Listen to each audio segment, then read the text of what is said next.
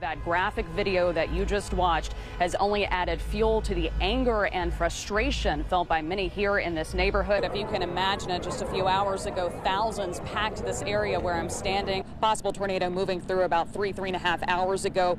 Behind me, this used to be LeBlanc concrete. Governor, walking through this, I haven't seen damage like this in a long time. What's your impression? We're on the New River Canal right now in a boat with a couple of folks who are trying to get to people who are stuck in their homes back here. Behind me down the road, still a very active scene where investigators working late into the night. The most important part of this process for bridge inspectors is checking out the bridge pilings, making sure that the base hasn't been compromised by the floodwaters.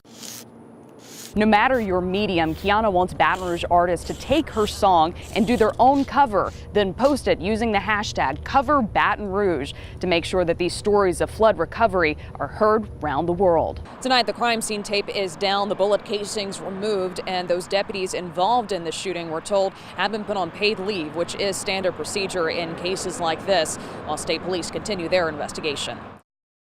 End of our 5:30 newscast. Protesters have actually moved down the street in Government. This is currently the scene right outside the TV station. The governor did declare this parish and the surrounding parishes under a state of emergency. It was here that mowing crews made a gruesome discovery this afternoon around 1 o'clock. The folks living back here just working to get out. This is what we found earlier today. Some folks evacuating their homes trying to... Hands up, don't shoot! Hands up, don't shoot! Protesters took the place of police at the scene of a deadly officer-involved shooting.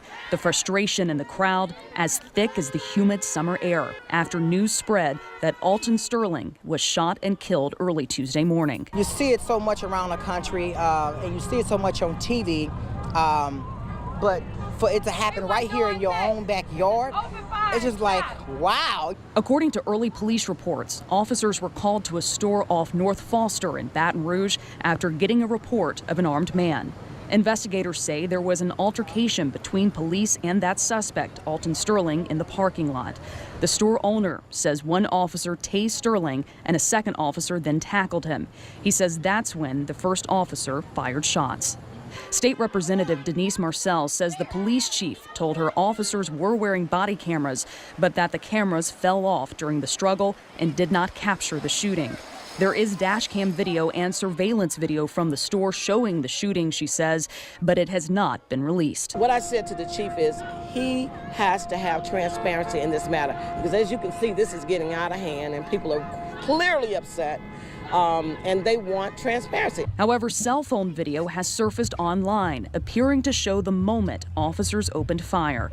As the video was passed through the crowd, suspicion and disappointment grew, as did the anger. We out here, we're gonna protest it. We gotta be out here all night, because our lives do matter. The worries are that we're not gonna get the information that we need to cool this situation down, and this may definitely be the next Ferguson right here in Baton Rouge. That's the worries. Sterling was known for selling CDs outside this convenience store, inches from where he died. His table now filled with flowers and messages of mourning. His friends confused and waiting for answers. It just didn't make sense for someone to become so angry that's supposed to protect our lives and take this young man's life. It just doesn't make sense. We all freak out. I'm a nurse. We all freak out in situations, but you're taught to be calm and to handle the situation the way that you're taught. We started at 5 this morning, and we'll go till whenever we finish. This is the home of Four Oaks Farm Quality Crawfish, 800 acres of ponds nestled beside the Morganza Spillway. And quality is a term owner Matt Fry and his team take very seriously. He's smiling at you. The crawfish harvest here usually starts in March, when the bugs get just the right size. We generally try to go bigger than everybody else. We like to see roughly about 8 crawfish per pound. By this point in the spring, it's in full swing, with 8 boats going out nearly every day. Mother's Day weekend is one of the busiest in the season. The farm is expected to sell more than 33,500 pounds of crawfish by Sunday. It's warm enough to grow crawfish real fast, and yet you still have your cool days in there to keep the crawfish, pretty. The farmer explains growing good quality crawfish requires a delicate balance of good water and food and just the right amount of fishing. Pulling out too many or too few crawfish could throw off the whole population. It's a tight line this farm has walked for more than 2 decades. This year has been a plentiful harvest. Almost too plentiful. Almost.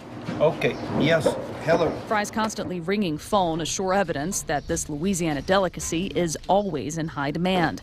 His customers, who include country legend Willie Nelson, come in early, waiting in line by 8 a.m. Matt's been fixing us up for the last, I don't know how many years, dozen years or so. Not that Fry minds the heavy traffic. Like a lot of Louisiana farmers, he uses crawfish as a second crop, catching even more profit from these rice fields. Today you need everything rice. Prices are not that good, and crawfish brings that per acre profit up. But there are no plans to harvest rice from this spot anytime soon. Look what I told you. Look. From the number of rogue crawfish on the banks and the high mud holes, next season is already looking good. Gary Burkett had 18 inches of floodwater pour into his house in August. But thanks to the state's Shelter at Home program, he and his family are back while they slowly rebuild. We knew it wasn't going to be a permanent fix, just enough to get us back home, and that was our goal. Contractors working for the program repaired 12 things for the Burketts, including a new kitchen sink and a hot plate for cooking. Nothing fancy, but all working. From our experience, it's thumbs up. But one thing Burkett did not receive was the final bill. It's charged to the program. While Shelter at Home participants do not pay out of pocket, the program is taxpayer funded. FEMA covers 90%. According to documents obtained by the 9 News investigators, the work doesn't always come cheap. For example, the cost for that kitchen sink, $850. Yes, it would. Absolutely would. According to the governor's office, the Shelter at Home program can provide around 60 different services, from cleaning to installing smoke alarms. At first glance, some of the price tags that stuck out to us besides the $850 sink, $700 for a bathroom sink, and $1,500 for something called a general condition fee. We'll get to that shortly. I would say some of these things are fair, but some of them are a little exorbitant. We took the prices to an independent contractor. David Richardson is a longtime builder in Baton Rouge. He says a lot of things can increase the price of construction work, from labor to the availability of parts and tools. Even so. But is that $850?